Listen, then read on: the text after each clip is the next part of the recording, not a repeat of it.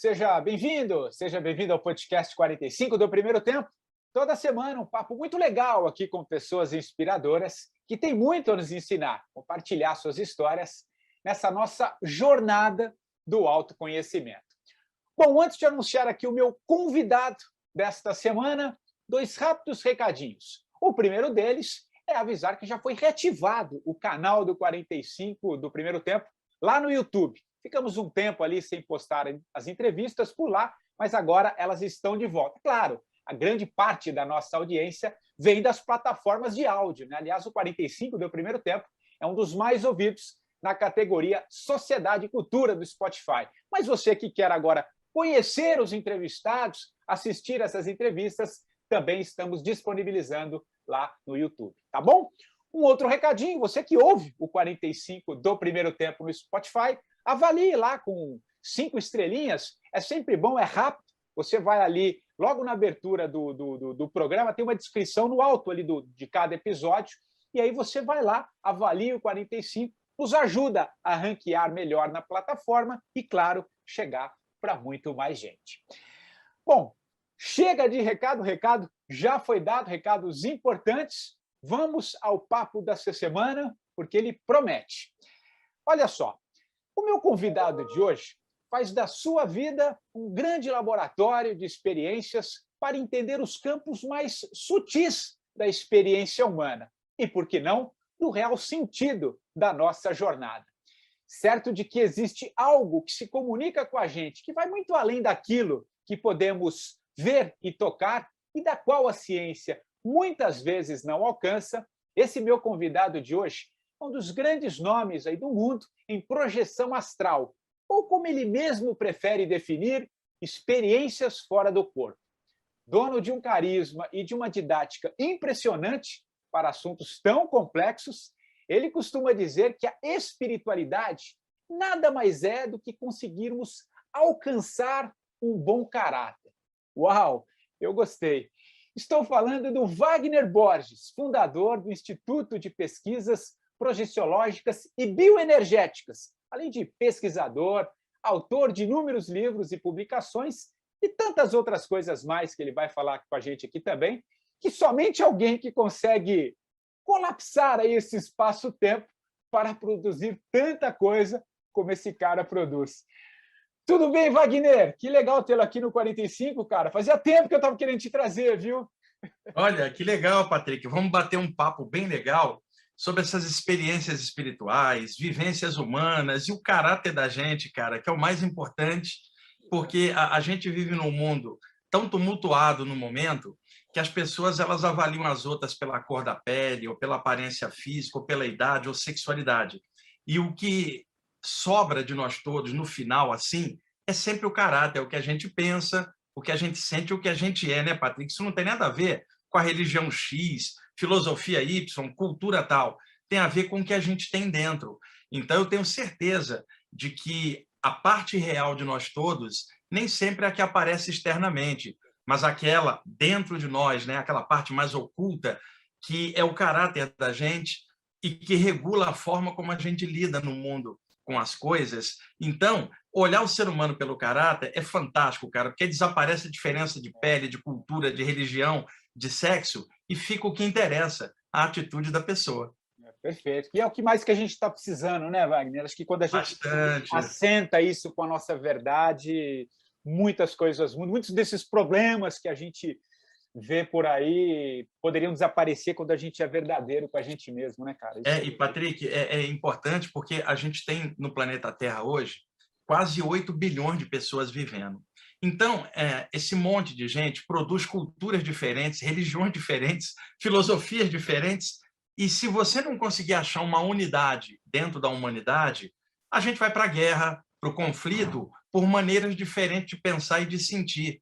E o que é válido numa cultura pode não ter valor em outra cultura com valores diferentes. Então, qual é o valor que permeia tudo, né? Consciência, caráter. E no meio da diversidade, se a gente achar essa unidade, que é aquilo que os antigos falavam, o todo que está em tudo, uma onipresença de luz em todas as coisas, desaparece a diferença e vai ficar essa unidade. Mesmo na diferença, a gente encontra unidade e aí desaparece o conflito, cara. Nós estamos precisando achar essa mesma identidade humana em todo mundo, independente de raça, de cultura, e enxergar o que de melhor as pessoas têm. E você sabe, né? Todos nós somos uma mistura de qualidade e defeitos, né, Patrick? A gente tem um monte de coisa legal e um monte de encrenca dentro. Então, à medida que a gente vai crescendo, amadurecendo, a gente vai priorizando o que é melhor, tentando diminuir o nosso pior dentro de nós. E todas as pessoas são assim. Eu chamo espiritualidade disso, o nosso melhor, lentamente crescendo dia a dia, para diminuir o nosso pior por dentro, porque nós somos uma mescla dessas coisas, mas a gente vai melhorando com o tempo. O tempo passa, embora a física diga que o tempo não existe, e o tempo é relativo, né, Patrick? Mas é só você chegar atrasado no trabalho que seu chefe te aperta. Você não vai conseguir explicar para o seu chefe que tempo não existe se você chegou atrasado. E, de repente, você é um médico, chegou atrasado, o paciente morreu, como é que você vai explicar para a família que tempo não existe? Então, não existe e existe, né? Então, à medida que o tempo vai passando aqui nesse plano denso, muita gente vai só envelhecendo, mas não vai amadurecendo, Patrick. Vai arranjando ruga na cara, mas não vai arranjando sabedoria. E o mais legal é esse tempo ir passando e a gente, entre as experiências todas que a gente vive, seja coisa legal, seja dificuldade, a gente desenvolva sabedoria em tudo isso, para no finalzinho, aos 45 do segundo tempo, né, quando for a hora do intervalo, e depois aos 90, quando acabar o jogo, a gente possa partir para o lado de lá, nos 90 minutos finais da partida da nossa vida, com caráter melhorado e com sabedoria, cara. Isso não é fácil, é uma luta para nós todos, e eu acho que espiritualidade não é uma doutrina ou um lugar onde você vai. Espiritualidade é isso, cara, consciência e caráter.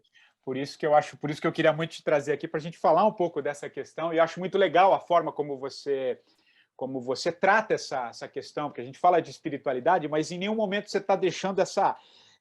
porque convencionalmente, né, a gente ouve muito falar de espiritualidade, parece que é alguma coisa distante, né, aquela coisa que você precisa se isolar, né? Não, você traz o conceito aqui, a espiritualidade, mas vamos viver esse mundo aqui, essa existência, essa terra, com os horários que você tem que trabalhar, a hora que você tem que chegar.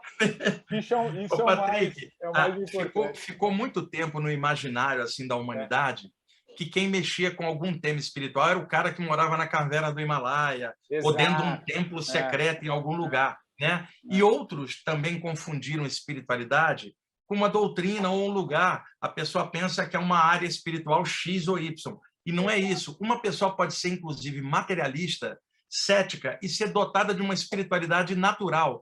Tipo, mais vale um materialista que faz o bem do que um estudante espiritual que não faz nada. Que a atitude é o que vai valer, não é o que a pessoa acredita. Então, eu inclusive acho que espiritualidade ela é algo natural do ser, porque a nossa origem não é a Terra, né, Patrick? A nossa origem é o plano espiritual, nós descemos para mais uma experiência.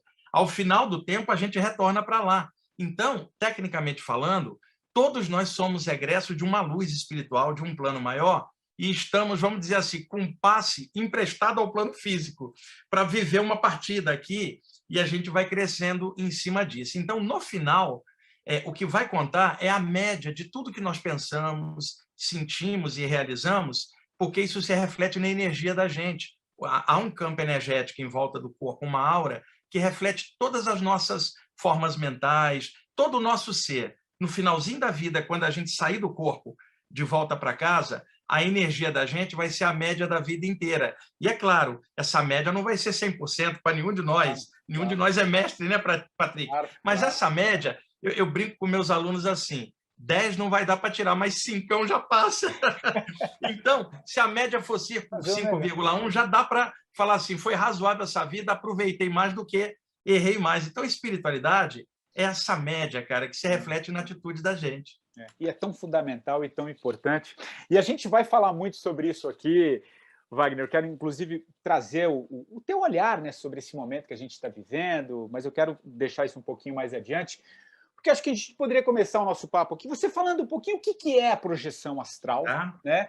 Essa experiência fora do corpo, que eu acho que é até mais fácil a compreensão, e como que ela se entrelaça com a tua história, cara. Porque eu sei que você ali jovem, que é legal, aqui é um podcast que a gente traz as histórias dos convidados também, né? Dessas mudanças na vida. Você está com que idade hoje, Wagner? Eu estou com 60. Está com 60. Tá, ou 15 do segundo tempo, ainda tem bola para rolar. Se tudo... Ainda tem alguma bola para rolar. Tem muita bola para rolar. E acho que você podia, então, falar um pouquinho o que é a projeção astral e como que entrou na tua vida, como é que isso foi surgindo. Eu sei que ali, na época que você foi se dando conta disso, ainda não tinha muita leitura, muita literatura sobre a questão. E como é que isso foi se acertando na tua vida? Acho que é legal para a gente começar esse papo aqui, cara. Patrick, dentre os vários potenciais que a gente tem, por exemplo, a clarividência, a telepatia, tudo isso que as pessoas escutam falar, existe um potencial de que a pessoa, em estados alterados da consciência ou durante o sono, a possibilidade, vamos chamar assim para facilitar, da mente ou parte espiritual, se desprender temporariamente para fora do corpo humano, vivendo uma experiência para fora, além do cérebro. Ao longo da história, muitas doutrinas falaram nisso, notadamente no Oriente Antigo, o Velho Egito, a Velha Índia, a Velha China, o ocultismo mais à moda ocidental na Velha Grécia. Então já se falava isso nos bastidores místicos dessas estruturas esotéricas antigas, né? Então, ao longo do tempo, foram surgindo muitos nomes para falar dessa experiência: projeção astral, viagem astral, experiência fora do corpo, projeção da consciência, desprendimento espiritual, emancipação da alma. Veja só, Patrick, voadia no astral, voadia no além, né? Viagem fora do corpo. Então, os nomes foram surgindo de acordo com as várias áreas que estudavam o mesmo fenômeno, de acordo com a cultura e a época diferente, os nomes mudavam. Tá, eu não sabia nada disso na década de 1970, eu tinha 15 anos, adolescente normal como qualquer outro, trabalhava durante o dia num escritório no bairro, no centro do Rio de Janeiro, e fazia o segundo grau à noite. E eu absolutamente normal, indo à praia, namorando, jogando no time da rua, era o ponto esquerda. Enrolava um pouquinho ali, Patrick, embaçava um pouco do lado esquerdo, né, de forma razoável. E um jovem normal, gostando muito de rock, rock progressivo, hard rock da época, Led Zeppelin, Deep Purple, Yes, Pink Floyd, Queen. Aliás, eu sou apaixonado por essas músicas. Eu respiro música, cara. Sem música eu desencarnaria, né? E aí, um jovem normal, uma noite, em abril de 1977, eu tinha 15 anos, eu deitei e dormi normalmente. Quando eu acordei, Patrick, eu tomei o maior susto da minha vida. Eu estava flutuando por sobre a Baía de Guanabara, que eu moro em São Paulo, mas eu sou carioca. Eu via o Pão de Açúcar, a Enseada de Botafogo, a Praia do Flamengo, eu bem alto, como se eu fosse um ser extracorpóreo, sem nenhuma forma, apenas consciência, e eu via lá embaixo o mar, e eu me sentia, cara, uma sensação de liberdade, Patrick. Eu nunca tinha estado tão lúcido como eu estava naquele momento. Aí eu pensei assim, caramba, só pode ser um sonho. E aí eu argumentava comigo mesmo, mas como sonho? Para sonhar eu tenho que estar dormindo, mas eu estou lúcido. Aliás, cadê o corpo? E outra, cadê minha cama? Ou seja, eu tinha a mesma consciência que eu tenho aqui agora, mais ampliada, mas eu não entendi o que estava rolando, mas eu sabia que era algo e que era uma situação diferente. De repente, eu me senti caindo de grande altura e me fundia ao corpo, como se eu encaixasse, viesse um espírito do céu e, bum, batesse dentro do corpo dormindo. Eu abri os olhos com um solavanco, lembrava de tudo. Não tinha a menor dúvida, mas não sabia o que era, Patrick. Esse tipo de experiência começou a acontecer 3 a 4 vezes por semana, espontânea. Eu deitava para dormir sem que eu soubesse como. Eu acordava no ar, em algum lugar, não era nada de mundo espiritual, era próprio plano físico, apenas eu via cidades, montanhas, florestas, como se eu tivesse de um ponto de vista de cima, totalmente lúcido, como eu estou aqui, sem saber como eu tinha chegado lá. E sempre a sensação de queda, encaixava no corpo, abria os olhos na hora, eu não tinha dúvida. Então, eu não tinha esse conhecimento na época, eu fui procurar literatura. E não tinha muita coisa na época, era Lobo Sangue Rampa, né, que era uma literatura meio mística da época, ficcional, e não tinha muita coisa. Então, o que eu tive que fazer? Observar como é que aquelas coisas aconteciam e detectar. E começou a acontecer algo que, quando eu vou comentar agora, é a coisa que dá mais ibope quando a gente comenta nessa área, Patrick, porque muita gente já sentiu e vai reconhecer o que eu vou falar agora. Eu comecei a acordar e não consegui me mexer, a chamada paralisia do sono. Tentava abrir os olhos, Patrick, não conseguia, não mexia um músculo sequer, tentava gritar para chamar meu pai, não conseguia, não saía, eu totalmente paralisado.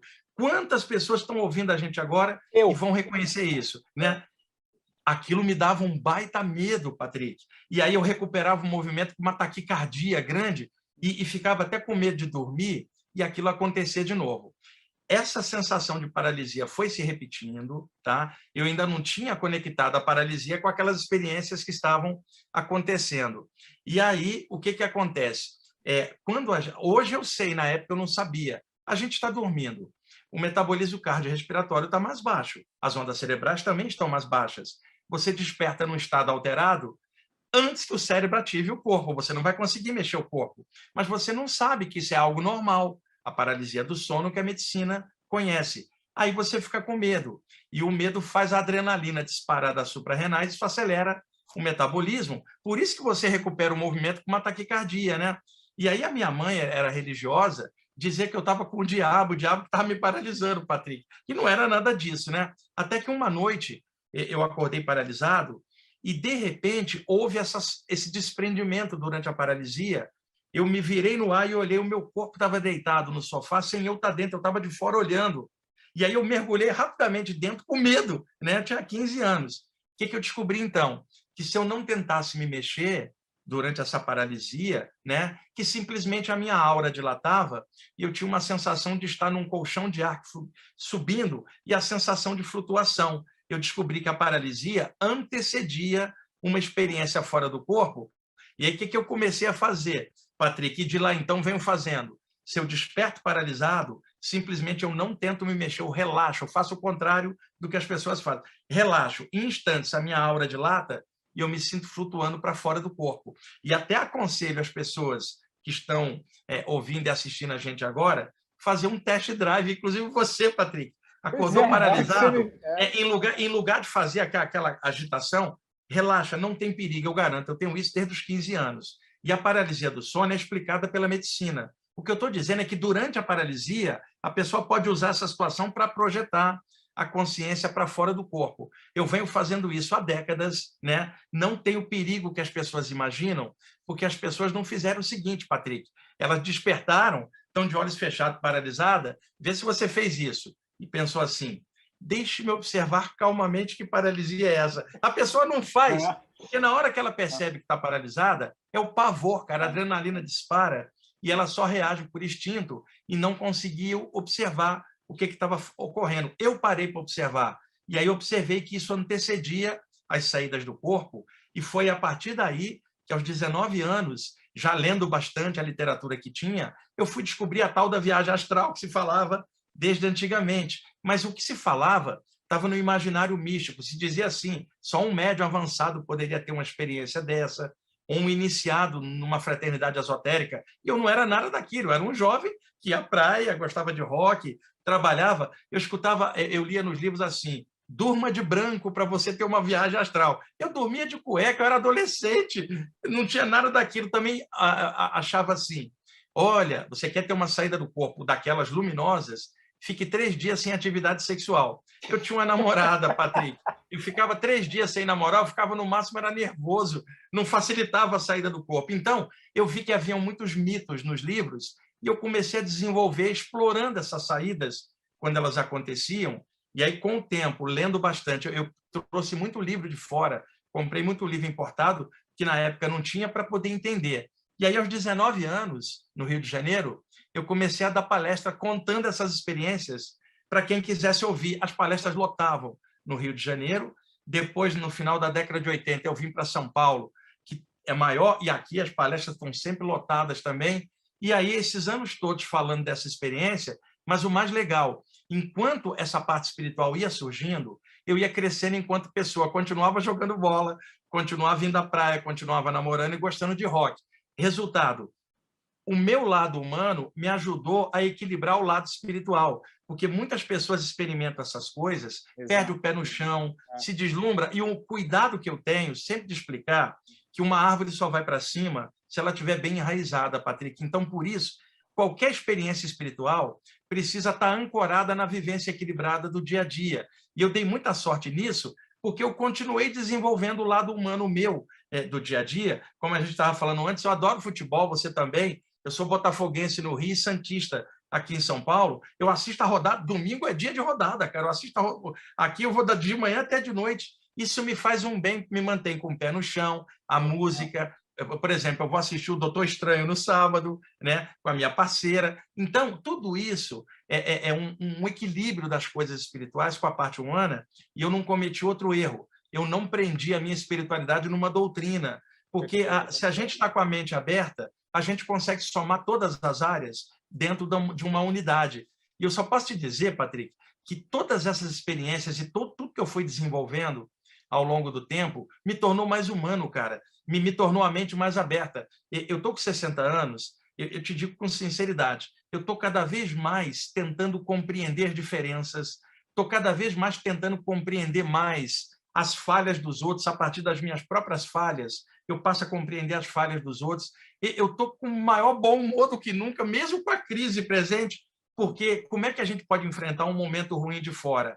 É a gente não ficando ruim por dentro, Patrick. Porque se está fora, está ruim. Se dentro está ruim, está tudo ruim. Mas se fora está ruim e eu dentro estou bem, eu consigo contrabalançar o lado ruim de fora com alguma coisa melhor de mim mesmo, que é o caráter que eu estava falando. E eu fiquei dotado de um bom humor, Patrick, nesses anos todos. Assim, é natural, né? Eu sempre fui assim, mas isso foi ficando. Eu sou capaz de fazer uma piada comigo mesmo, de sacanear a mim mesmo. Isso é o melhor, né, Wagner? Quando a gente ri da gente isso. mesmo, aí, a gente cara, ri da gente mesmo, cara. isso... Alguém de fora não vai entender. E outra, isso impede do ego da gente ficar grandão, porque você faz piada até de você mesmo, cara. O teu próprio ridículo se torna uma fonte de bom humor, porque nessa área existe o perigo da pessoa se deslumbrar e começar a achar que é mestre, que é guru de alguma coisa. E eu sempre achei nada disso. Eu acho que a gente pode estudar isso, todo mundo crescer, e um vai somando com o outro. Não tem mestre, não, tem aprendizes da existência. E olha o tamanho do planeta Terra diante do infinito, a gente não sabe quase nada, né, cara? Então, bom humor em cima e equilíbrio. Não, isso não é nada, perfeito. E eu quero, daqui a pouco eu quero explorar um pouquinho essa última fala, achei muito bonito, da árvore com a raiz, né, para a gente falar um pouco de medo, mas eu só queria avançar um pouquinho na questão da projeção, naquele momento da tua vida, e deu para ver, né, pelo que você faz hoje, a referência que você é nessa área, sei lá, são mais de 10, 12 livros publicados, e naquele momento ali, Wagner, com 17, né, 15, 16, 17, 18 anos, como é que foi essa tua primeira experiência? O que você via naquele momento e como isso foi te tranquilizando e foi fazendo você entender essa questão desse que a gente fala de outro lado, mas que na verdade não é lado, né? Exatamente. É um campo mais sutil, como eu disse aqui na abertura. Isso. O que a gente vê numa projeção astral? O que você via? E Sim. escreve um pouquinho para a gente, para até quem estiver ouvindo aqui, às vezes passa por situações como essa, é legal também. Olha, inicialmente, as experiências que eu tinha, eu só via o plano físico, assim, eu via meu corpo deitado, via a rua vazia 3 da manhã, não tinha tido ainda um aprofundamento espiritual, estava só dentro do fenômeno parapsíquico acontecendo. Dos 17 anos em diante, essa experiência começou a mudar. Patrick, por quê?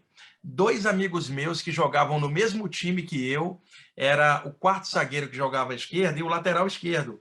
Ambos desencarnaram com a diferença de 6 meses entre um e outro. Um foi assassinado na violência urbana de grande cidade e o outro desencarnou dormindo de parada cardiorrespiratória. E eu fiquei preocupado, porque era o quarto zagueiro à esquerda, o lateral esquerdo, eu era o ponto esquerdo, eu seria o próximo nessa reta, né, o Patrick? E aí o que aconteceu? Em ambos os casos, de forma espontânea, durante a experiência fora do corpo, durante o meu sono, eu via ambos em situações diferentes e vi que eles estavam vivos, cara. E isso me deu um choque de realidade, porque eu fui ao velório de ambos e eu fiquei muito triste. Eram grandes amigos meus, do mesmo time, mas grandes amigos de infância. E eu fiquei triste, eu chorei. Durante as saídas, eu vi que eles estavam vivos em outro plano. Qual foi o choque de realidade que me deu?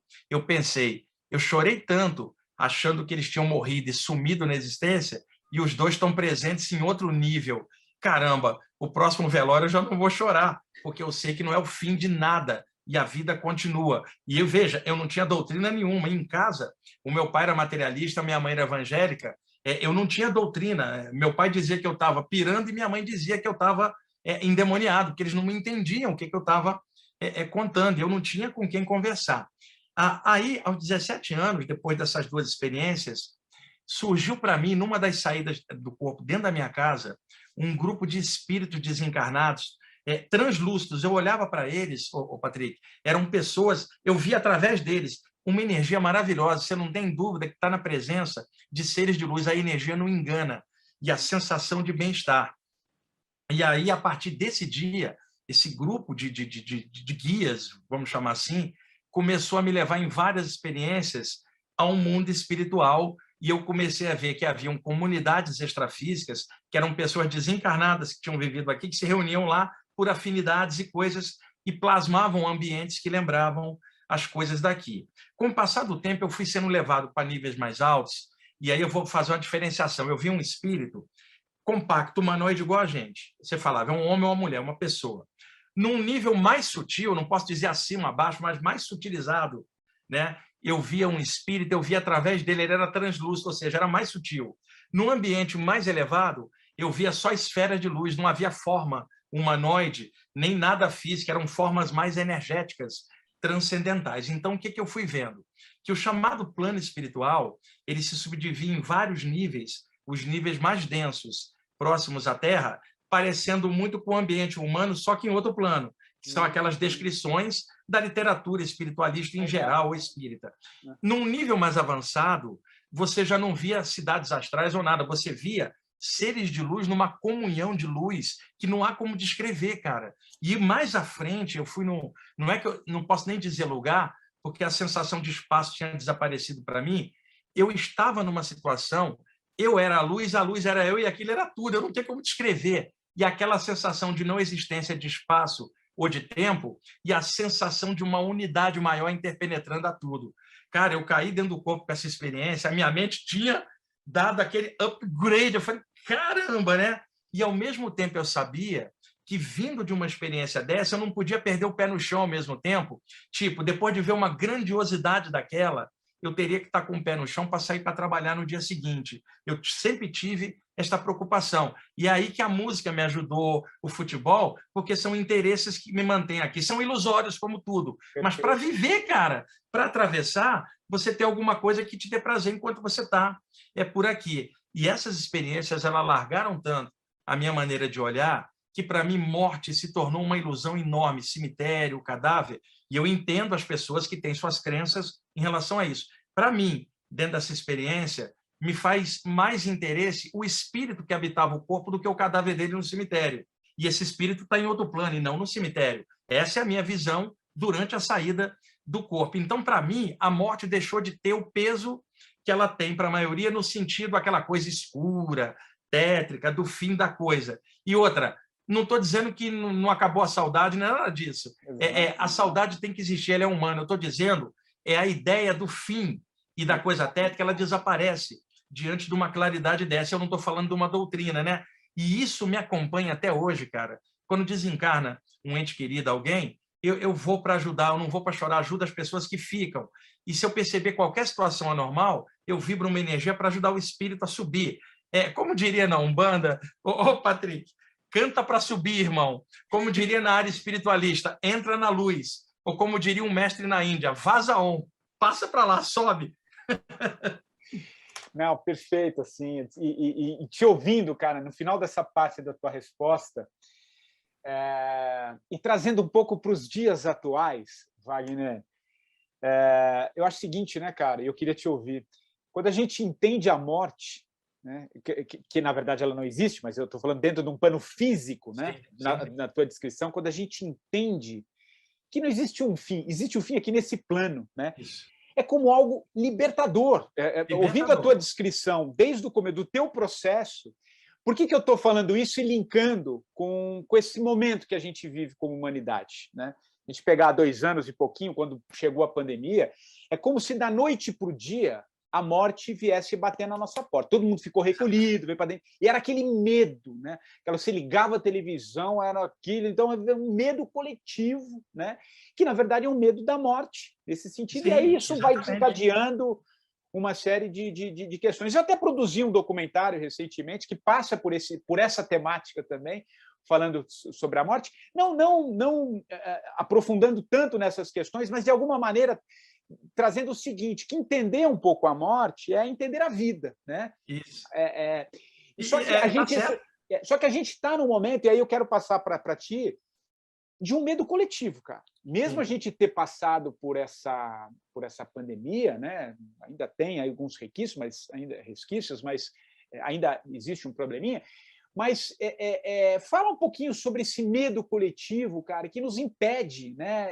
Porque eu percebo, cara, tá todo mundo com medo. sim. Medo de perder emprego, medo de que alguém morra, que aconteça alguma coisa. É um medo coletivo. E você deve estar Sim. constatando isso também em tudo que você faz. Como é que você vê, cara, esse momento? A minha visão, ela é igual à sua, humana, normal, aqui, mas tem o outro lado, se é que eu posso chamar assim, o lado espiritual da coisa que a gente pode mesclar Sutil, né? Esse lado sutil. na visão humana. Olha, quando a gente pensa algumas coisas, a gente emana formas mentais, né? As chamadas formas pensamento do ocultismo, que gravitam na aura da nossa cabeça, né? Então, pensamento X vai ter uma determinada vibração, pensamento Y, outra vibração. Como nossa mente produz pensamentos o tempo inteiro, Patrick, a gente podia fazer uma live um dia só sobre esse lance do pensamento, que teve, por exemplo, tem hora que a gente pensa tanto que a gente fala assim, eu queria parar de pensar um pouco, pelo Exatamente. amor de Deus, e aquele jorro de pensamentos, que a natureza da mente é produzir pensamento, né? E aí muita gente tentou zerar o pensamento na meditação, mas não tem como zerar a mente, porque a natureza da mente é Exatamente. produzir pensamento. É igual uma corredeira violenta que você quer acalmar com a meditação.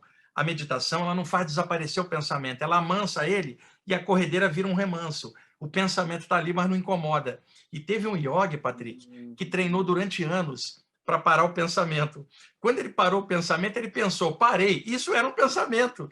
Então, não há como você zerar a mente. É No isso. presente momento, as pessoas estão com a mente extremamente acelerada, em looping, tá? Com as emoções do medo misturadas em tudo. Veja, a gente está saindo de uma Covid, uma crise planetária, mas veja, nós tivemos há 100 anos antes a gripe espanhola, que foi muito mais letal porque não tinha os recursos que tem hoje, né? E levou muita gente embora. Só que naquela época não tinha TV, não tinha internet, não tinha redes sociais. Então aquilo todo mundo sabia, mas não era magnificado. Mas o mesmo medo aconteceu naquela época. Só que ele não era expandido porque não tinha os meios de comunicação. É a primeira pandemia que a gente passa com larga comunicação entre a humanidade. E sem contar a peste negra na Europa há alguns séculos também, que foi devastadora. Então, me parece que dentro dos eventos planetários, como terremotos, vulcões e coisas da natureza, existe pandemia. Então, me parece algo da natureza, não é algo místico ou espiritual, é algo terrestre, que quem está encarnado aqui na Terra pode passar. Então, esses 2 anos que a gente passou, eles estão deixando uma sequela agora, do mesmo jeito que a Covid pode ter deixado sequelas em algumas pessoas no corpo. O lance da Covid, enquanto a gente ficou preso e as ondas de medo, deixaram sequelas psíquicas, Patrick, como medo, como esse looping mental. E junto a isso, a crise econômica, desemprego, que sempre ocorreu, mas ele ampliou, e o lance de muita gente estar indo embora todo dia numa escala acelerada. Isso criou uma compressão na humanidade. O resultado, as formas mentais da mente da humanidade coletivamente não são luminosas, elas são de medo, né? Elas são com essas sequelas emocionais. Isso vai gerar um campo energético meio cinzento em torno da atmosfera da própria humanidade, e essa atmosfera cinzenta desce, entra pelo alto da cabeça e novamente a pessoa pensa a mesma coisa, retroalimentando e novamente, sem a gente sair disso nesses 2 anos. Resultado, cansaço extremo, mesmo sem ter feito muita atividade, surto, muita gente surtando, né? E outra coisa, as pessoas ficando em casa, algumas delas morando sozinhas, o que dificultou o processo para elas, que o contato humano é muito importante. Algumas pessoas ficando sozinhas, Patrick, tiveram que conviver um pouco mais com a parte interna delas. E antes você está trabalhando, conversa com um com o outro, a tua atenção vai para fora. Quando você está sozinho, a sua atenção vai para dentro. E aí você está dando atenção para uma espécie de plano interior que você não prestava muita atenção. E isso causa um temor, que é um mergulho dentro da gente mesmo, que é o desconhecido, cara. A gente não se conhece. Então, isso também causou um pouco de repercussão. E as pessoas trabalhando em home office, que muita gente ainda está, perdeu-se o contato humano, que é importante na troca de ideias, na parte emocional. É legal poder trabalhar de casa, mas, ao mesmo tempo, se a pessoa não estiver bem com ela mesma, ela vai ficar numa situação que ela fica sem saída, porque ela não tem deslocamento para lá e para cá, ela fica dentro do mesmo ambiente e a mente vai fazendo essa leitura e ficando cada vez mais presa. O lado bom dessa situação horrível, é claro, para todo mundo, foi que, ficando em casa, as pessoas começaram a buscar um pouco mais de informação. Foi o que você falou, a morte batendo na porta, o noticiário. Então, muita gente que antes não motivava a si mesma por consciência, buscando parâmetros melhores ou maiores do que só comer, beber, dormir, reproduzir e morrer, elas começaram a correr atrás, cara. A internet nessa parte foi útil, porque as pessoas começaram a pesquisar, surgiram os podcasts que já existia, que era de rádio, era áudio, que na verdade os podcasts hoje são entrevistas e lives passando, né? E as pessoas surgiram as plataformas para as pessoas conversarem, como o Zoom, o StreamYard, o YouTube deu um boom. Então, uma grande parcela de pessoas acabou despertando um outro lado de busca para a chamada espiritualidade, que eu já falei, não é doutrina, mas a busca por alguma coisa além do que os 5 sentidos estão dando, por causa da morte de entes queridos, por causa da crise, por causa do medo. Isso acabou de tabela, levando muita gente a correr atrás. E por isso que é legal a gente estar batendo um papo, como a gente está fazendo aqui, livre, né? Sem amarra religiosa. Cada um segue o que quiser, dentro daquilo que achar importante. Quem não quiser seguir nada também está ótimo, se estiver feliz com isso. Então, é importante a gente estar falando nisso, porque vai ao encontro de toda essa época que a gente está vivendo, e a responsabilidade nossa, Patrick, é maior ainda, a gente que trabalha com comunicação, porque o que nós estamos veiculando está chegando para mais gente.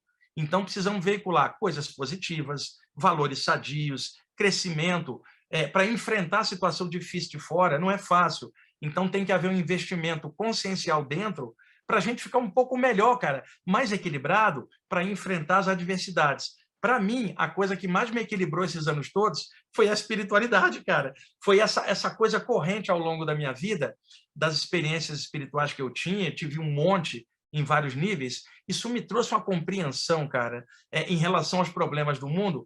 E eu sinto as mesmas coisas que todo mundo sente: a pressão econômica, a dificuldade que a gente tem aqui, o cuidado com a saúde, todas as mesmas coisas. Mas o entendimento é um pouco melhor. Eu sei que essas coisas fazem parte da experiência no mundo. Eu sei que a Bolsa quebrou na década de 30 e foi uma crise incrível, como uma dessas que a gente está vivendo agora. Então, aquilo passou, como esta vai passar. Mas a gente tem que saber atravessar esses momentos de crises. E eu sei, Patrick, que é mais fácil falar do que fazer, porque todos nós estamos nessa luta. Agora, cara, que alegria a parte espiritual, porque te dá não estou falando de mas uma situação. Eu consigo, às vezes, com bom humor, eu olho uma situação difícil com bom humor, cara, e tento tirar uma lição dali, e pode ser, inclusive, a partida de alguém que eu gosto, mas a compreensão em cima disso dá uma outra visão. Não vai tirar saudade, mas dá compreensão. Deixa eu te dar um exemplo. As pessoas precisam passar o tempo delas de luto para poder compreender, entender, processar a perda, que é difícil para caramba, todo mundo sabe disso. Então, as pessoas precisam de um tempo de luto. Na minha condição, mexendo com a parte espiritual, eu não preciso de um tempo de luto, porque não há fim, na minha concepção. Eu não tenho como ficar de luto, porque eu sei que não morreu. Então, quando eu falo isso em público, tem gente que se choca, mas qual é a visão que alguém dentro da parte espiritual poderia dar? Eu não tenho morte, como é que eu vou ficar de luto, cara? Mas eu entendo quem fica, eu vou até ajudar. Mas a compreensão disso te dá um alargamento mental. A minha mãe desencarnou tem 4 anos, né? Eu tenho visto minha mãe com frequência do lado de lá, sabe? É muito interessante e, para mim, é uma coisa natural. Quando eu fui ao velório, não dela, mas do corpo dela, porque ela já estava fora, simplesmente tranquila em relação a tudo, sabe? Sabia que aquilo era apenas uma passagem para o lado de lá. E, é claro, você conversa com um familiar, conversa com um ente querido, um amigo, você tenta dar uma força, mas você não vai ficar doutrinando ninguém, mas você dá um abraço. Eu faço o seguinte no velório, Patrick: eu dou um abraço em alguém, dou um passe sem a pessoa saber, eu projeto energia pelos meus chakras e enche a pessoa de luz, ela não sabe. Eu não vou ficar assim, olha, ninguém morreu, eu não vou ficar doutrinando ninguém. eu ajudo no que posso, mas eu estou bem tranquilo. E, às vezes, tem gente que se incomoda com a sua tranquilidade numa hora dessa, porque a pessoa fala assim, eu acho que ele não gostava da pessoa que morreu, porque ele está tranquilo, e é o contrário. Você adorava a pessoa que você não gosta, é da ilusão da perda, que para você ela se tornou uma coisa diluída. Mas eu entendo todo mundo, mas eu digo com alegria, Patrick, essa parte espiritual, na hora que você olha essas encrencas, essas perdas, sim, graças a Deus que eu pude olhar o outro lado, se é que eu posso chamar assim, que me dá essa consciência para lidar com isso dessa forma. Não, perfeito. E é interessante, né? Porque quando a gente perde alguém, né, alguém muito próximo, enfim, alguém que estava ali na nossa vida, de alguma maneira a gente é alçado a pelo menos. Claro, você pode. Também é uma escolha. Você pode ir lá e sofrer, né, e faz parte, tá dentro da história de cada um também. Não quero julgar nada aqui. Mas quando isso acontece, muita gente tem um despertar, né? Muita gente vai buscar e aí começa a entender esse outro campo, né? Esse campo mais sutil de eternidade, como você Olha, muito bem Patrick, isso que você descreve. falou agora é verdadeiro, porque como eu trabalho com o público nas palestras, É, eu lido com muita gente, eu vejo muito isso. Uma grande parte das pessoas que estão interessadas em estudos espirituais em qualquer área, parte delas foi pela dor da perda. A dor da perda imprensou ela com o ego dela dentro e fez ela começar a pensar em alguma coisa. Eu me lembro de uma experiência, eu tinha 17, 16 anos. Eu subi no telhado de casa e fiquei olhando o espaço sideral. Era 3 da manhã. Patrick, imagina, um adolescente. Eu olhava para o céu e ficava assim comigo. Será que só tem vida aqui na Terra? Não é possível, o espaço é muito grande, não pode ter vida só aqui. E né? quando a gente morre, acaba a consciência ou a gente vai para outro lugar? E eu perguntava, de onde eu vim, para onde eu vou, o que eu estou fazendo aqui? Eu, com 16 anos, questionava isso. O meu pai, que na época tinha 46, né? Meu pai está hoje com 90, com 46 na época, meu pai escutou um barulho em cima, achou que era um ladrão.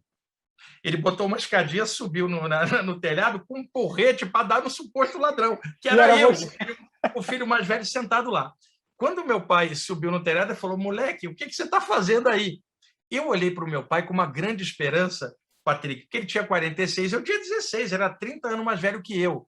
Então eu falei assim, pai, você é mais experiente que eu, você deve saber disso. De onde eu vim, para onde eu vou, o que eu estou fazendo aqui? Será que tem vida nas estrelas? Será que a consciência persiste após a morte? O meu pai me olhou e falou assim, Patrick, para de pensar nessas besteiras, rapaz, e vai dormir. Nesse dia, eu me decepcionei porque eu percebi que meu pai, com 30 anos à frente, ele não sabia as respostas que eu, com 16 anos, estava questionando, e ele sequer questionava. Então, eu percebia claramente ali alguma coisa que já havia em mim espiritual, já estava tendo 1 ano a saídas do corpo, então isso foi por questionamento. Então, eu entrei nisso por experiências espirituais que me levaram a tentar entender e depois uma amplitude de querer conhecer mesmo. Outros foram não por questionamento. A dor criou o questionamento. E muitos, então, daí tem um ditado popular, ou cresce pelo amor ou pela dor. Muita gente, dentro de estudos espirituais, foi por causa da perda, né? Enquanto tem outros que perdem alguém e não vão despertar isso, tem outros que perdem e vão em busca de alguma coisa, primeiro como um conforto.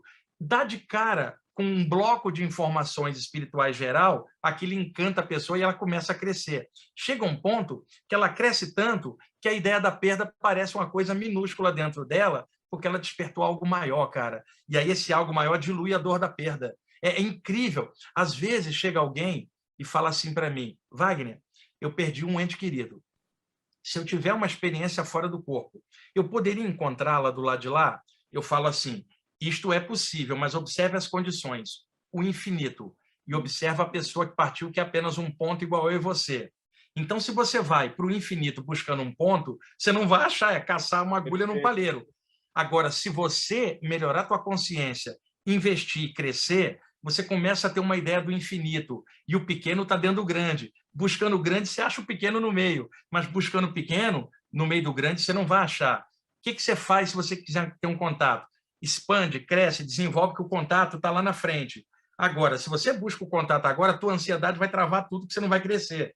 Conclusão, expande a consciência que no meio existe essa possibilidade. Aí chega um ponto que uma pessoa cresce nesses estudos, que aí ela já não interessa mais o contato, ela já descobriu coisas muito maiores que a expansão da consciência dela. E aí a coisa muda de figura, Patrick. Você sai só daquelas figuras, você passa a ver a coisa Exatamente. num outro ângulo. Poxa, perfeito, perfeito. Muito, faz muito sentido. E é pelo amor ou pela dor, né? Acho que isso. E quando a gente fala de perda, né, Wagner? A gente está falando aqui de. Mas essa pandemia, além de números mortes, muita gente acabou perdendo seus empregos, as suas Sim, formas de conduzir, seu comércio. Isso, nesse campo, também funciona esse olhar, né? Porque uma outra coisa que acho que é interessante, né? E está dentro aí das leis herméticas também, né? Bom e ruim é tudo uma questão de como você olha, porque o que é ruim? O exatamente. que é ruim? O que é o É, ruim? Né? essa dualidade é da mente da gente, É né? da A mente, né? natureza, É. ela não é boa ou ruim. A maneira como a gente olha as coisas pode ser muito boa ou muito ruim. Por exemplo, um terremoto, né? Ou um maremoto, são eventos da natureza, causam estrago, mas a natureza não é do mal porque tem um terremoto, ela é natural. Então não existe mal ou bem, mas a maneira como a gente olha as coisas pode criar essa dicotomia, né? Mesmo numa situação pesada, se a pessoa tiver uma infraestrutura interna, ela consegue tirar alguma coisa positiva para vencer aquele problema. Hoje, nós temos o problema do desemprego, que é crucial, são muitas famílias, pessoas que perderam seus comércios, e a gente antes falava assim, a gente fala assim agora, puxa, que situação, a gente perdeu o que tinha antes, mas antes também não era tão bom como a Exato. gente imagina, é que piorou bastante. Então, como você falar para alguém que está com a família, com aluguel para pagar e perdeu o emprego. Como você vai falar de uma espiritualidade, cara, de uma Exato. meditação, É se a isso. pessoa não está tendo paz de espírito sequer para poder dormir em paz, porque está cheio de dívida? Aí é Perfeito. que entra. Mesmo pessoas que estudam a parte espiritual também estão passando por isso, perdendo seu comércio, perdendo seu emprego. Agora, como é que você pode lidar com isso? Tá? A gente sabe que essas crises vão e vêm sucessivamente na humanidade. E a gente sabe que o conhecimento que a gente tem é para a gente utilizar na prática para tentar vencer a crise. Dentro de um contexto espiritual, isso não vai me garantir arranjar um emprego amanhã, nem vai pagar o meu aluguel, mas me ajuda a permanecer mais estável comigo mesmo para eu poder vencer essa fase e amanhã correr atrás de novo. Então, o desespero não vai bater a preocupação com as coisas, incluindo com os outros também. Mas, se você está tranquilo dentro de você e tem uma noção maior, até nisso você consegue uma estabilidade no meio do caos. E isso também é espiritualidade. É o olho do furacão. Está tudo voando em volta, no meio tem um campo de serenidade, cara, para enfrentar. E ao longo da história, se a gente olhar direitinho, Patrick, nós tivemos duas grandes guerras no século XX e, ao mesmo tempo, nós tínhamos grandes mestres reencarnados na Terra, notadamente no Oriente, Shri Aurobindo, Ramana Maharishi, grande Yogananda. Esses caras conviveram com crises e guerras, e mesmo assim eles falavam disso, e eles também passaram dificuldades. E se a gente olhar historicamente, grandes mestres que desceram à Terra, a vida não foi fácil para eles. A gente é só olhar a vida de Jesus, né? Olhar a história do Buda, do Krishna, todos eles tiveram revés que fazem parte, mas eles tinham uma sabedoria inata que os fazia transformar. Então, nessa hora de crise, se a gente busca essa força interna, que é a mesma que Jesus falava, o Buda e o Krishna, essa parte interna consciencial, mesmo no meio do caos, você consegue uma estabilidade para tentar resolver da melhor forma possível a situação do momento. Então, nós não estamos falando da doutrina. E outra, mesmo quem está estudando a parte espiritual também está desempregado agora, muitos que eu conheço. E o que ajuda? Essa parte interna, tipo assim, eu posso ter perdido tudo fora, mas dentro eu não perdi. Jesus tinha uma frase legal que dizia assim: de que adianta uma pessoa ganhar o mundo se ela perder a alma, Patrick? Exato. Então, a situação pode estar toda zoada, mas não pode se perder esse senso, essa parte interna nossa, que é a única coisa real no meio desse caos todo que a gente está vivendo. De entender que tudo tem um sentido, né, Wagner? Tudo tem ali, tudo tem uma certa lógica seguinte que a gente talvez não consiga enxergar, mas tem aí um rearranjo, né, que vai arrumando. Você citou, né, os grandes mestres, citou Yogananda, por exemplo, falando em projeção astral, ele não fala exatamente projeção astral, mas quem leu a autobiografia do Yogi, do Yogananda, que é o livro de cabeceira, por exemplo, que foi do Steve Jobs. Esse é um livro que eu recomendo para todo mundo.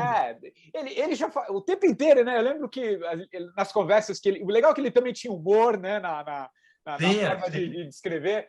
E eu lembro de uma passagem, não sei exatamente de que maneira, mas que o mestre dele, em algum momento, falava assim: vai lá na estação de trem X, que o fulano já está chegando. Mas ele falou: como é que você sabe? Não, porque eu já fui lá. Quer dizer, isso foi um... Exato, eu fui lá antes.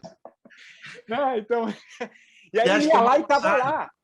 Aliás, tem uma passagem, esse livro é até bom, você falou que a gente poderia recomendar um livro, esse seria um livro, Autobiografia de um Yogi, para Mahansa Yogananda, né? Que é um clássico internacional. Tem uma passagem nesse livro, o mestre do Yogananda, Yuke Tessuá, ele dá um toque, toque no peito dele, ele entra num estado alterado, esse toque era chamado Shaktipati, o toque da Shakti, onde o mestre abre um canal no discípulo para uma experiência. Então, ele tocou o peito, o chakra cardiorrespiratório dele, e o Yogananda entrou num estado alterado, sentou e teve uma expansão de consciência, né? E ficou ali um tempo naquilo. Quando ele volta ao estado normal, o Yuke Tessuá estava varrendo a varanda do templo lá com uma vassoura de piaçava. Estou lembrando. E o Yogananda, doido para contar que ele tinha tido um samadhi, né, temporário. Ele chega: mestre, eu tenho que contar algo para o senhor. Aí o Yuke Tessuá entrega a vassoura para ele e fala assim: varre um pouquinho. Mas, mestre, eu tenho uma grande experiência para narrar. Varre, rapaz. Mestre, varre. E ele varrendo e querendo contar. Aí, horas depois, o Yuke Tessuá fala assim: agora que você já assentou, podemos conversar. E aí disse: depois que você vier de uma expansão da consciência, pega na vassoura para não perder o pé no chão. Tá? Sai das estrelas e pega a vassoura. Equilíbrio. Agora pode me contar com calma a sua experiência, porque a vassoura já aterrou você. Que legal. E vai de encontro com isso que a gente estava falando no começo, de ter um pouco essa consciência, né? Como se fosse um... Teve um entrevistado aqui no podcast, que na verdade é o argentino, ele chama Matias Di Stefano, é um rapaz... Ele é bom, ele é muito bom, viu? Ele teve aqui no podcast também há acho que uns 2 meses, e ele fala um pouco de um certo... É como se a gente está aqui nesse plano, mas tem um certo fio que nos conecta a essas outras dimensões, mas é aqui nessa dimensão, né? Que isso é chamado antakarana no ocultismo. Nada como uma expressão que vem do sânscrito, anta, que é fio, e karana, que é causa. O conceito é o seguinte: mesmo aqui na matéria, cada um de nós individualizados, em nenhum instante nós estamos desligados do infinito, porque pelos 5 sentidos da gente, eu falo, eu estou aqui, o infinito está lá em cima. Numa questão maior, nós não estamos desligados de nada, porque o todo interpenetra tudo. Então, em um instante, nós estamos desligados, porque há um fio que nos liga à existência total. Tá? Isso era chamado, em sânscrito, antakarana, aquilo que liga você ao eterno. Perfeito. Ô Wagner, e vamos avançar um pouquinho, a gente está já caminhando aqui para o fim da nossa conversa, mas eu queria trazer um pouco esse momento, né, que a gente está vivendo, essa busca. Você deixou muito claro, né? As pessoas estão procurando mais. É dicotômico também, né? Porque ao mesmo tempo que esse medo coletivo está muito forte, como você bem descreveu há pouco, mas ao mesmo tempo tem muita gente procurando, né? Tentando buscar, se permitindo, digamos assim, né? O que você diria? Para onde a gente está caminhando, cara? O que a sua... Não sei se você, no seu desdobramento, você já... a coisa está indo mais ou menos por aqui. Por onde a gente caminha, assim? O que você pode falar um pouquinho sobre o que está vindo aí pela frente como humanidade? Eu já ouvi de alguns aqui que vai melhorar, mas antes piora, né? Mas o caminho... O que você fala sobre isso? Enfim, depois eu quero emendar com uma outra eu acho que a humanidade, ela reflete cada um de nós individual. A gente tem altos e baixos dentro da gente. A humanidade passa ciclos de altos e baixos, me parece uma coisa natural. Agora, hoje, a gente está com uma condição de abertura maior. Por exemplo, há 500 anos antes, eu e você, Patrick, pararíamos na fogueira da Inquisição por um bate-papo desse. Nossa Senhora. Então, se eu comparar lá com aqui, melhorou nesse sentido. Só que o ser humano desenvolveu tecnologia para comunicação rápida, satélites, mas emocionalmente o ser humano não avançou. O ser humano hoje é tão birrento quanto sempre foi. Isso nos mantém atrasados, porque embora nós possamos desenvolver tecnologia e o intelecto, a parte emocional continua ainda... Você pega a pessoa que é um grande intelectual numa área e emocionalmente é instável no relacionamento. Você pega um grande intelectual numa área, chega em casa e é alcoólatra, porque a parte emocional está incomodando. Então, o intelecto apenas não resolve a emoção. Por isso, hoje se fala de inteligência emocional, né? Que é uma coisa necessária, não é só o pensamento, são as emoções e o equilíbrio disso, e mais as energias da gente dentro da gente. Porque durante muito tempo, a gente achava que uma pessoa muito inteligente era mais avançada. Mas tem muita gente técnica e inteligente numa área e medíocre no resto. Então, ela não é genial, ela é especialista numa área, no resto ela é igual a todo mundo. Emocionalmente, nós somos muito parecidos uns com os outros. Nesse aspecto, nós vamos ter que ralar muito ainda durante muito tempo. Agora, no aspecto desenvolvimento material e intelectual, só vai ampliar, cara, porque é progressivo, né?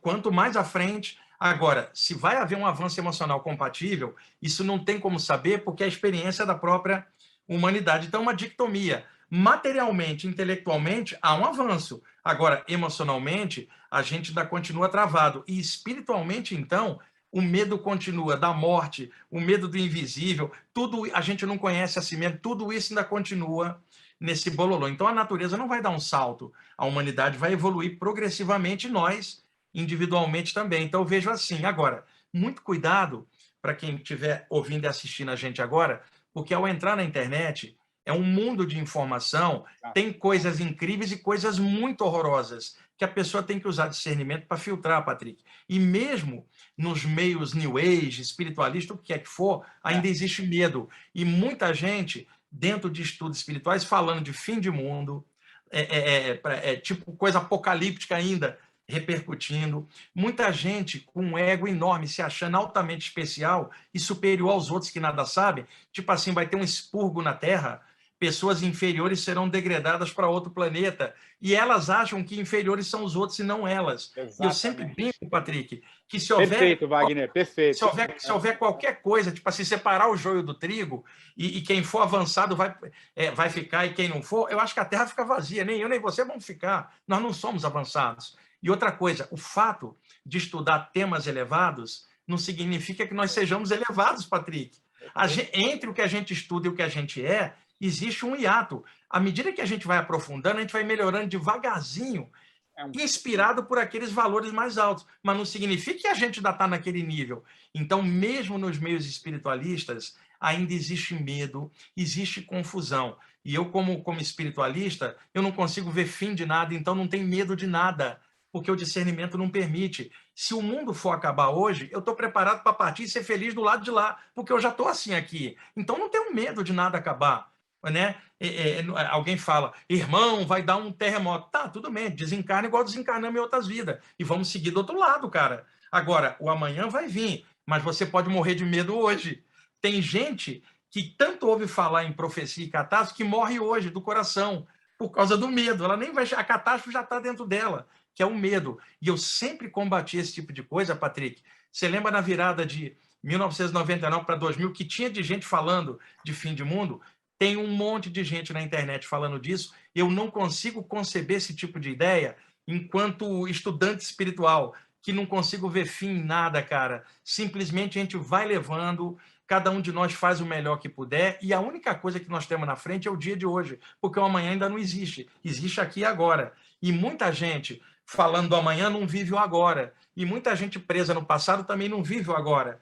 Eu sou mais de viver o agora, melhorar agora. O que quer que rolar depois me encontra melhor, porque eu estou melhorando agora. Tem um monte de estudante espiritual espalhando informação ruim na internet, de fim de mundo, de que vai acontecer isso ou aquilo. Eu não acho que vai acontecer nada dessas coisas. Agora, mesmo que acontecesse, daí nenhum de nós morre, Patrick. A gente vai seguir vivo do outro lado. Cara, não tem morte, só isso já me dá uma alegria danada. Não tem como um terremoto me matar, cara, só vai me jogar para fora. E eu vou seguir a evolução lá. Então, o medo desaparece quando você tem uma clareza espiritual. E essa clareza não é uma doutrina, é teu estado de consciência, é o teu caráter. Pô, lindo, lindo. Acho que é isso, né? E acho que quando você tem esse encontro com esse sentido, né, que você muito bem descreveu, tanto que eu disse há pouco, é libertador e é impressionante, né, Wagner? Você vê que eu volto para esse assunto, porque é o medo, né? E você citou vários espíritos. Esses têm mais medo que joga porque é a pessoa que está fora, né? Ela na verdade ela está mais fora do que dentro. Mas não, ela está fora o tempo todo. Né? É paradoxal, Patrick. É paradoxal, é paradoxal. Uma pessoa cética, materialista que estiver É, ouvindo a gente aqui, é. ela fala, não acredita em nada que esses caras estão falando. Tudo bem, é Beleza, normal. beleza. Agora, repara só. Você pega um estudante de qualquer área espiritual morrendo de medo de catástrofe. E aí você pega um cético que não acredita em nada disso e não está com medo de nada. Exato. Você tem uma paradoxal. E outra coisa, aquele cético não tem medo porque ele não acredita em nada. Ele entra para um estudo espiritual, começa a ter medo de catástrofe. Olha que paradoxo. E aí eu fico imaginando que aquele cético está melhor do que o estudante espiritual com medo. Porque aquele cético, pelo menos, não tem medo de nada. E como ele não acredita em algo futuro, ele vive hoje. Por isso eu vou te falar, mais vale um materialista feliz do que um estudante espiritual com medo. Perfeito. O Wagner, uma questão que eu queria te ouvir também muito é sobre essa nova geração, cara, essas crianças que estão nascendo hoje, parece que já vem com alguma coisa diferente, cara. Assim, sabe, claro, já entram na tecnologia de uma forma diferente, porque também já nascem, né, dentro dessa nova tecnologia, enfim, mas você vê crianças com 2, 3 anos, já está recitando poesia, coisas assim incríveis estão acontecendo, né? Dentro até do campo da espiritualidade, você vê um negócio e fala, meu Deus, como? Como assim? Né? Como é que você vê isso, cara? O que é para você isso? O que isso... Se alguém já nasce, né, dentro desse meio, com esse olhar, digamos assim, né, que a gente talvez leve uma vida para conseguir sutilizar um pouco as crianças. Muitos já estão nascendo muito mais sutis, né? Quantas pessoas que já não comem carne? Né? Criança que não é que ela não come carne porque ela não come carne porque ela não... A índole dela já nasceu assim. Já é da índole. Olha só, você pode falar? eu vou fazer um paralelo, uma coisa que outro dia eu estava conversando com um grupo de alunos.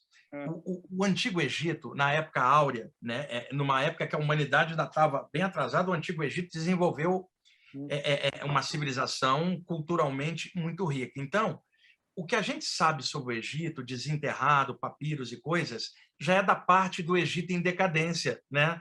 3.000 a.C. Mas se a gente for lá 5.000 a.C., mais ou menos, naquele ápice, a gente via que a civilização egípcia tinha já conceitos espirituais dentro dos templos, onde tinham as iniciações. Eu não estou falando da população em geral, mas dentro dos templos. Então, por que ali se desenvolveu algo que até hoje ecoa na área esotérica, ocultista, esses conhecimentos? Uma das teorias que eu acho particularmente que seja verdadeira.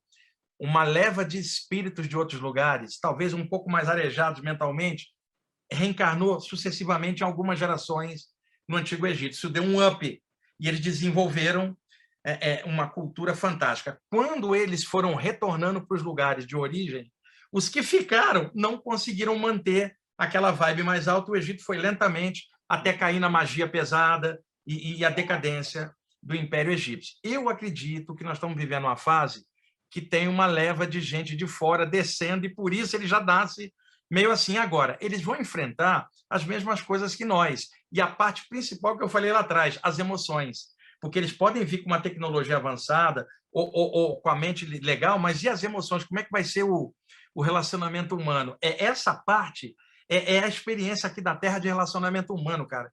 Você, às vezes, pega uma criança que é um pequeno gênio, né? Mas, de repente, socialmente, ele não gosta de socializar com os outros. Isso pode trazer um componente emocional ruim dentro da psique dele. Então, não é só, eles vêm ampliada. Eu quero ver se eles vão ampliar a emoção e vão equilibrar ela com tudo isso. Aí a Terra vai dar um up. A gente não sabe disso agora, mas eu sei que tem muita gente descendo, talvez para dar uma arejada. Eu vou te dar uma outra teoria. A gente passou séculos de Idade Média, uma época de obscurantismo sem precedentes, né? Quando chega no século XVI, a época renascentista, nós vemos ali surgir caras, Leonardo da Vinci, Kepler, Copérnico, um século depois o René Descartes, Newton, e na área da cultura, da pintura, da astronomia, o Galileu Galilei vieram no século XVI e um pouquinho no século XVII. O que eu acho? Desceu uma pleiade de caras de outro lugar. E aí deu aquele boom, deu um clarão para trás na Idade Média, falou, daqui para frente a ciência surge. Do século XVII em diante, as fogueiras da Inquisição acabam.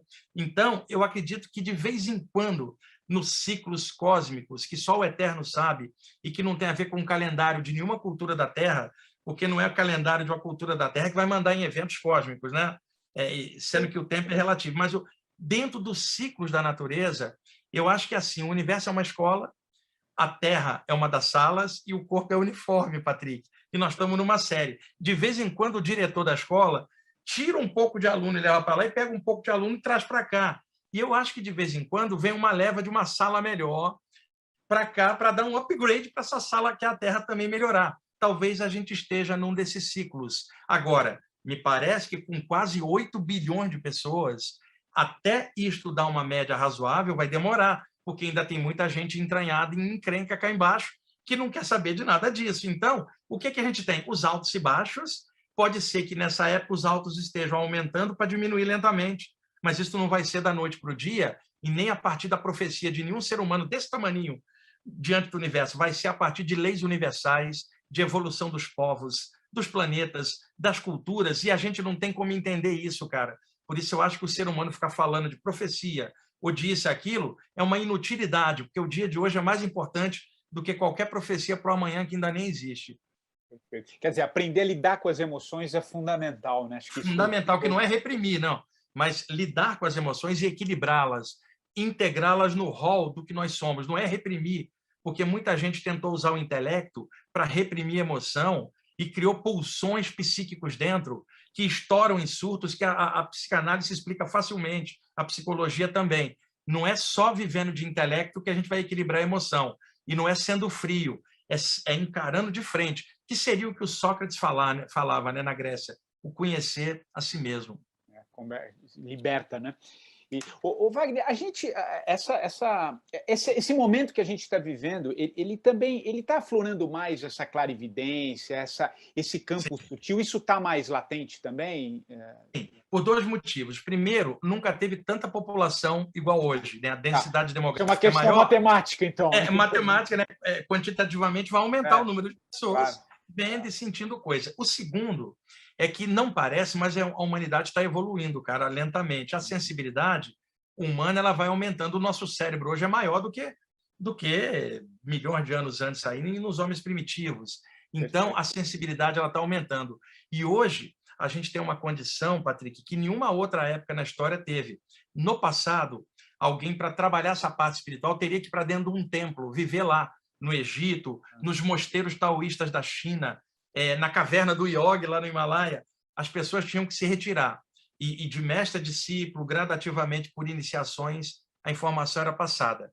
Hoje, há um toquezinho aqui na tecla do computador ou do celular, abre um mundo de informação desse tema em aberto. Ou seja, nunca a informação espiritual teve tão na nossa frente, sem precisar viver recluso, sem precisar de iniciação. A informação está aberta. Então, esta chance nunca houve em nenhuma época da humanidade, tal abertura. Então, é óbvio que tal abertura tem que propiciar um crescimento correspondente, porque o conhecimento está tão de frente. Agora, só para nós dois aqui, Patrick, se mesmo com essa abertura a gente não crescer, é porque a gente é muito ruim mesmo. Então, nós estamos vivendo uma fase, cara, que mesmo com toda essa pressão e as crises que a gente está vivendo, existem clarões de consciência e conhecimento que nós nunca tivemos. Não tem fogueira da Inquisição para queimar a gente hoje.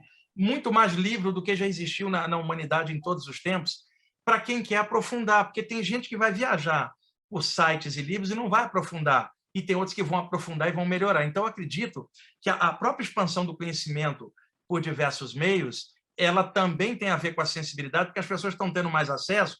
O lance esse acesso ajuda a entender a própria sensibilididade, porque enquanto você não entende o que está acontecendo, bate um medo.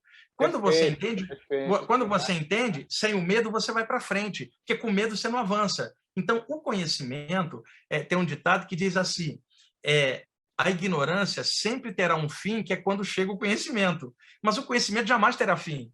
Então, o que acontece? O conhecimento bem aplicado, ele elimina a ignorância e isso elimina o medo. Agora, o conhecimento tem dois lados. Como ferramenta, ele pode ampliar a consciência e libertá-la do medo. Agora, tem gente que pode usar a arrogância e usar o conhecimento para ficar presa dentro do ego dela. Tipo, eu sei, não vou te ensinar, eu sou superior a você, nós não somos iguais. Aí, o conhecimento virou uma prisão porque a pessoa é imatura. Porque quando o conhecimento alavanca sentimentos melhores. E alegria e ética, todo esse conjunto é uma sabedoria integrada, cara, que nenhum de nós tem. O que a gente tem hoje é conhecimento, Patrick, tentando desenvolver algo a mais, porque o conhecimento sem o amor e a ética, ele desvia para o lado da arrogância. Por isso, ética, amor, conhecimento e alegria, tudo isso num conjunto. É o que nós estamos tentando desenvolver, todos nós, lentamente aqui na Terra, e o que mais ajuda a entender isso são os estudos espirituais, pelo menos para mim foi assim. Até a filósofa Lúcia Helena Galvão, que costuma dizer, né? Excelente também, maravilhosa, sou fã dela. É que mais vale a ignorância absoluta do que o conhecimento em mãos erradas, por exemplo, né? Quer dizer, isso, então tudo aquilo, o que a gente faz com isso, né? Exato, o que faz? E tem gente que também se torna um poço de conhecimento, e aí está um problema. Quando você é uma fonte, você jorra, dá espaço para entrar mais. Quando você é um poço, vai acumulando, uma hora vai estourar, cara. Vai estourar, tem gente que não usa o conhecimento como fonte, sim como poço, uma hora vai estourar. Perfeito, perfeito.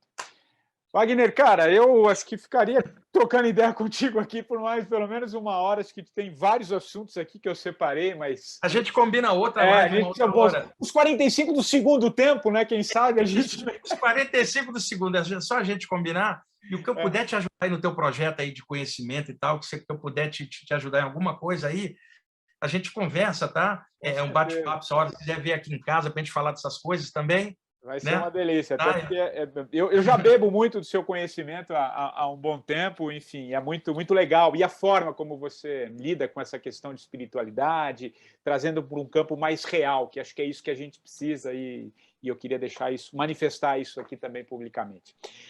Wagner, cara, mas é uma marca aqui do programa, eu estou curioso para saber. A gente falou de um livro, não sei se é esse que você vai deixar como indicação. A gente citou. Vamos deixar o do Yogananda, que é um livro de autobiografia de um yogi. Eu reli isso, por isso que estava quente na minha memória aqui. É lindo, cara. Já li por 2 vezes, é um livraço. Então, fica aí a indicação do Yogananda, a autobiografia dele.